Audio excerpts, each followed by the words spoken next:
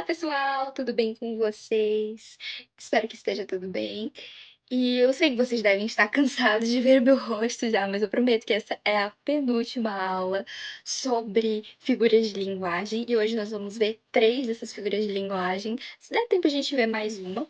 Mas a primeira que nós vamos analisar hoje é a antítese. A antítese, basicamente, ela é o uso de termos de sentido opostos.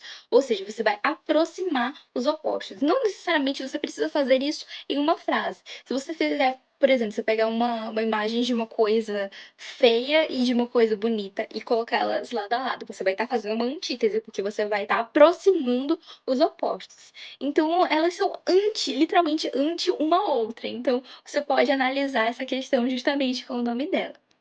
E numa frase, como é que isso ficaria? A gente pode utilizar, por exemplo, luz e sombras, voz e silêncio, razão, coração, eu e você. São coisas opostas, né? Novamente ligando ao sentido, né, poético das palavras. É justamente o que a gente vem falando sobre as figuras de linguagem em si, que elas trazem esse sentido mais bonito, mais poético para as nossas palavras.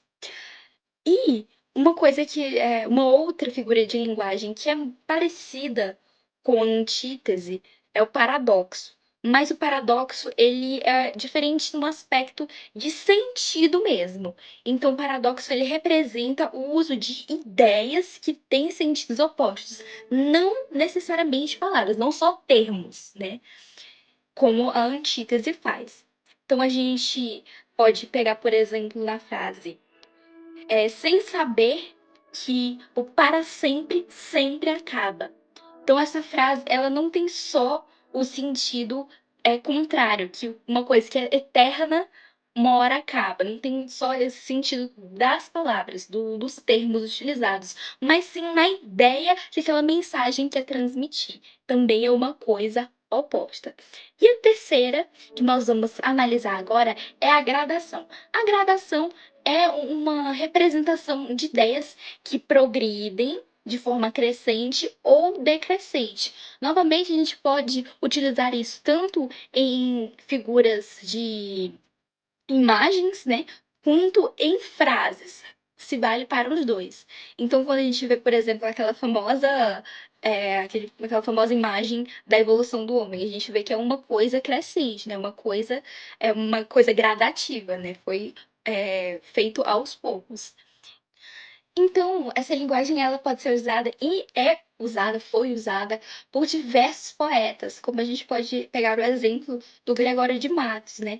Que em uma das estrofes de um de seus poemas ele diz: em terra, em cinzas, em pó, em sombra e em nada. Então a gente vê que tem uma gradação, né? A coisa vai sendo destruída aos poucos. Isso tem um significado tanto simbólico quanto é, gramatical, né? No caso da utilização da gradação. E a última linguagem que nós veremos, né? A última figura de linguagem que nós veremos hoje vai ser a famosa ironia, que é a representação do contrário daquilo que se afirma. Então a gente consegue ver isso principalmente em charges. Quando a gente tem uma charge do Armandinho, uma charge da Turma da Mônica, da Mafalda, geralmente é utilizada a ironia para fazer uma crítica ou expor uma situação de forma cômica.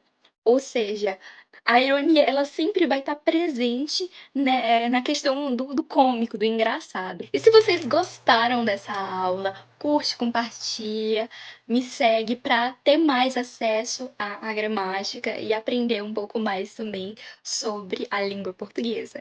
Um beijo, tchau, tchau!